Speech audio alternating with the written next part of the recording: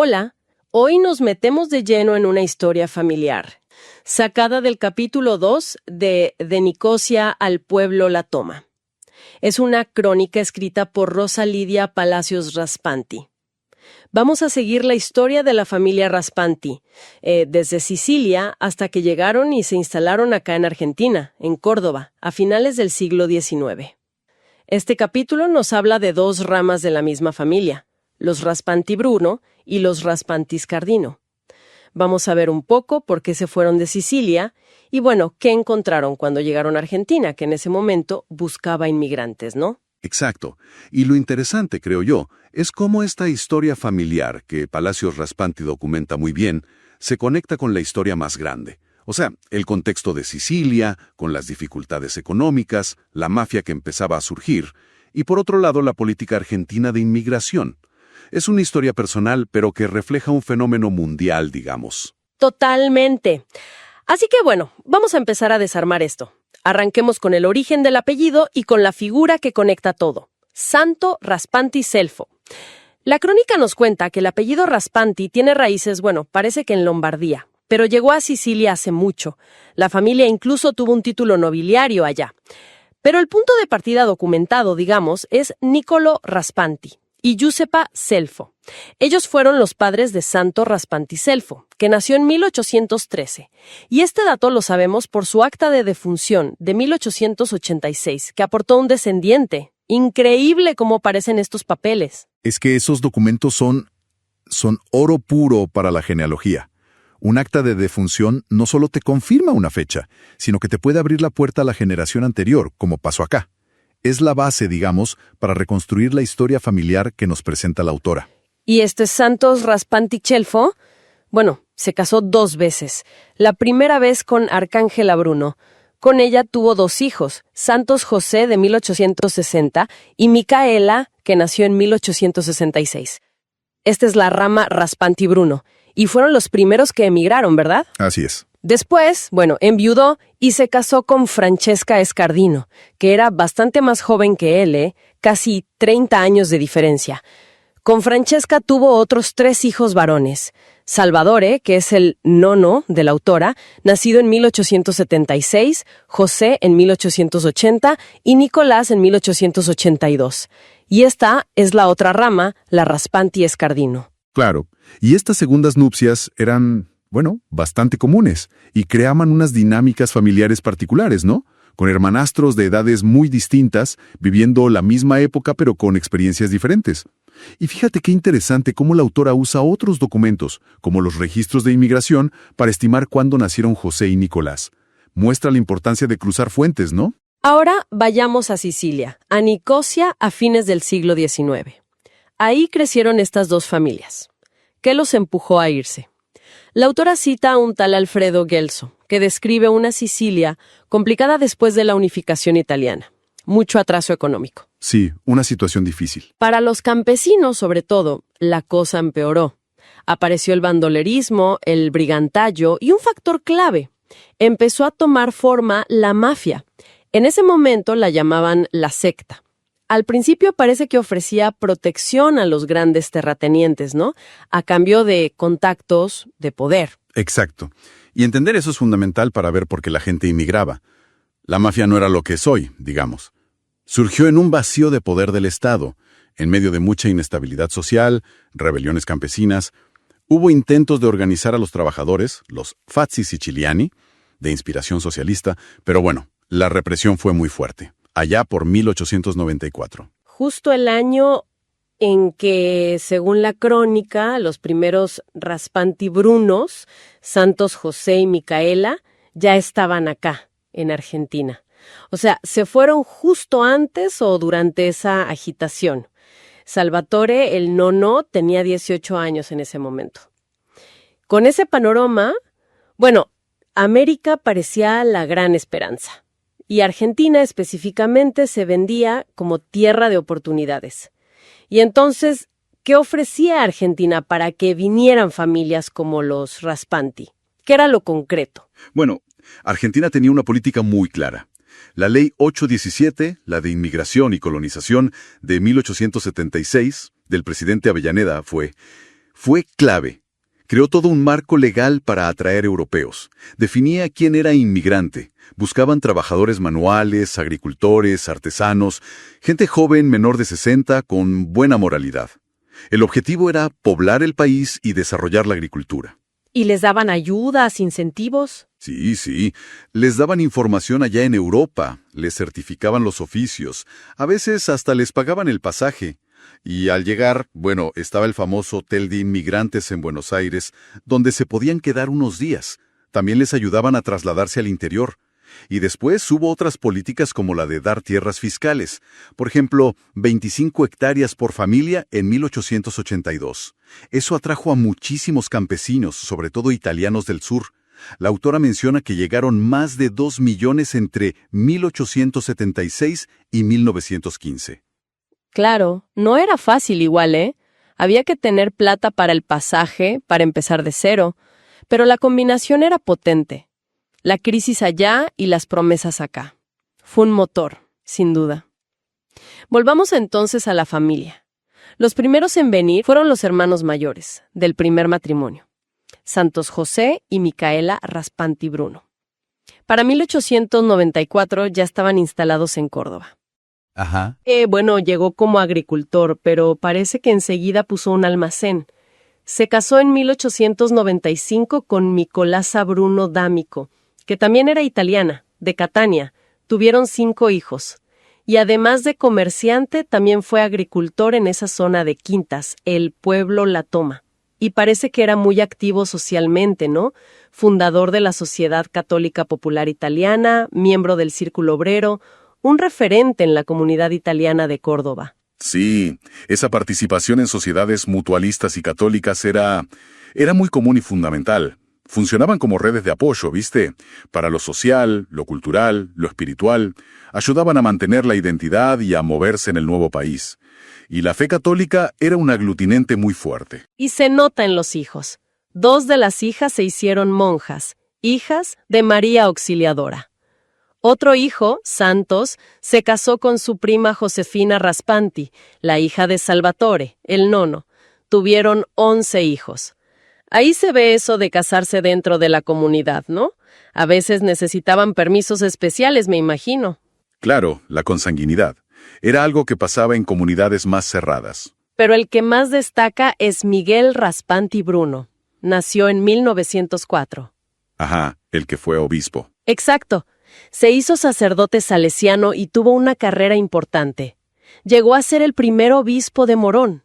Incluso donó su herencia para construir una capilla. Sí, la vocación religiosa era una salida, digamos, una vía de educación y de cierto prestigio para los hijos de inmigrantes, sobre todo en familias numerosas. Y la conexión con los salesianos, que se dedicaban mucho a la educación, parece fuerte en esta familia. La historia de Monseñor Raspanti es un ejemplo de cómo la segunda generación ya podía llegar a lugares importantes. ¿Y qué nos cuenta la crónica de Micaela Raspanti Bruno, la hermana que vino con Santos José? Micaela también se casó acá en Córdoba, en el mismo año 1894. Y se casó con su primo hermano, Miguel Bruno Pidone. Necesitaron, como decías, una dispensa de la iglesia por el parentesco. Ah, claro. Tuvieron 3 hijos. El marido también era comerciante, socio de su hermano en un almacén, y participaba en las mismas sociedades católicas que Santos José. Eran parte de ese núcleo italiano ya establecido. Pero la historia de ellos tiene como una vuelta de tuerca, ¿no? Algo inesperado. Va bien económicamente, decidió volver a Nicosia. Parece que Miguel quería participar en un proyecto para llevar luz eléctrica allá. Mira vos, volver.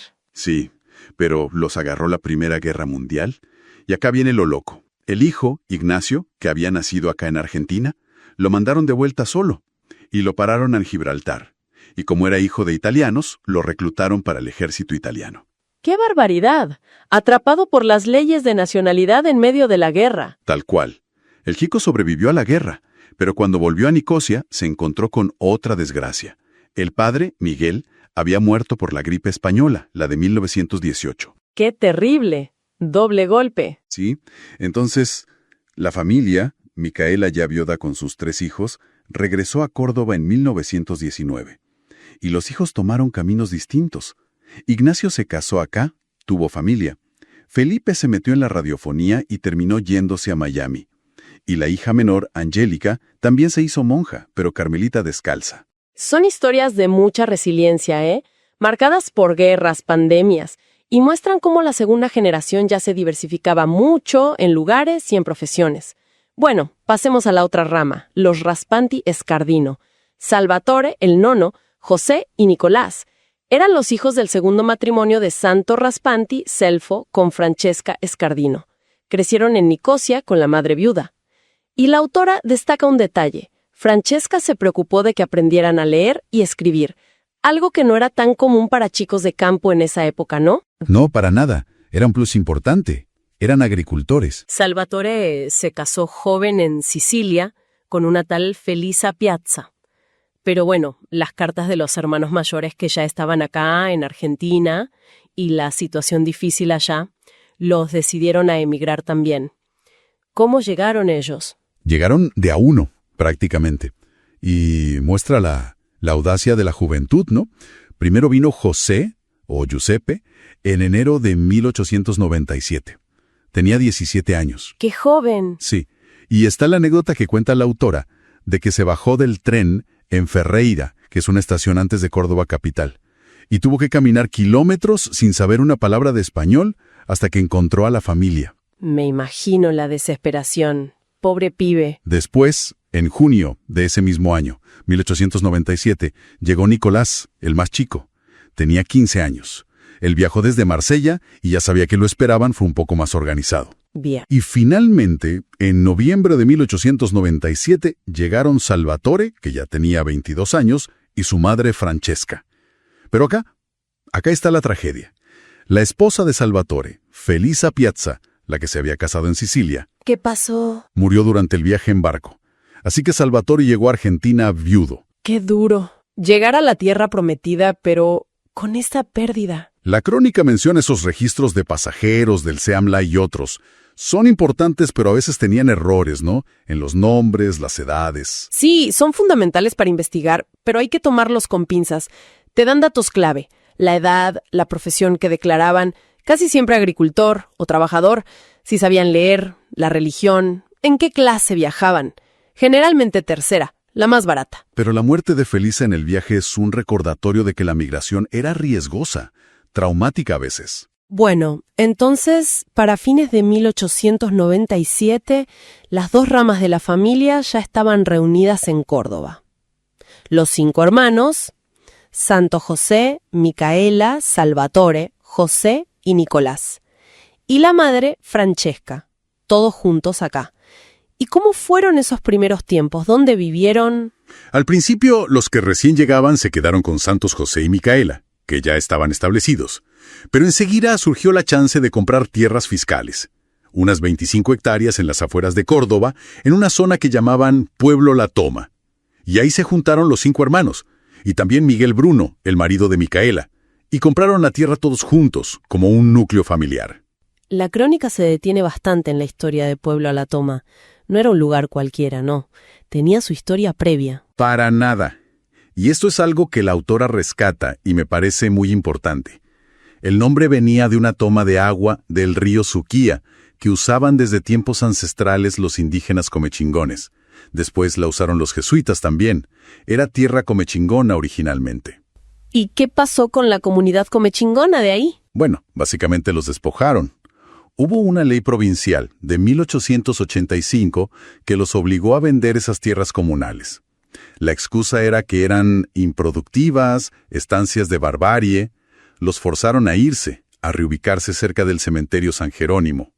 Así que la familia Raspanti, seguramente sin tener mucha idea de todo esto, se instaló en tierras que tenían una historia profunda y dolorosa de despojo indígena.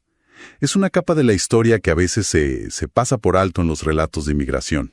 Sí, es una perspectiva que te cambia un poco la mirada sobre ese empezar de cero, ¿no? Bueno, ellos construyeron ahí su primera casa de adobe en 1898. Y cuenta la autora que mientras preparaban la tierra, encontraron un hacha de piedra comechingona y la guardaron como reliquia. Mira vos, qué hallazgo tan simbólico, ¿no? Un contacto directo con los habitantes originarios. Bueno, trabajaron muchísimo la tierra, desmontaron, hicieron canales de riego, sembraron y la familia empezó a prosperar. Construyeron más casas y alrededor de 1900-1901 decidieron dividir esas 25 hectáreas entre los 5 hermanos. Cada uno se haría cargo de su parte. Pasaron unos años y hacia 1905 los hermanos tomaron otra decisión importante, esta vez sobre Salvatore. Sí, Salvatore seguía viudo, sin hijos, acá en Argentina. Entonces decidieron que tenía que volver a Nicosia. ¿Para qué? Para vender unas propiedades que todavía tenían allá. Pero tenía que volver rápido, para la cosecha. Con plazos y todo. Y en ese viaje a Nicosia pasó algo clave. Sí, ahí fue donde conoció a Rosa Antonia Rizzo Lobotrico, una chica de 17 años. Y bueno, parece que surgió el amor. Rosa era de familia campesina también. Y para ella, la decisión de venirse a Argentina con Salvatore fue muy difícil. Era la única hija mujer. La madre estaba enferma, dejar todo le daba miedo, le dolía, pero por otro lado, estaba la idea de una vida mejor, ¿no? Tenía amigas que se habían ido a Chicago y le escribían. Esa tensión siempre presente, ¿no? Entre quedarse con lo conocido, la familia, y la atracción de la oportunidad afuera.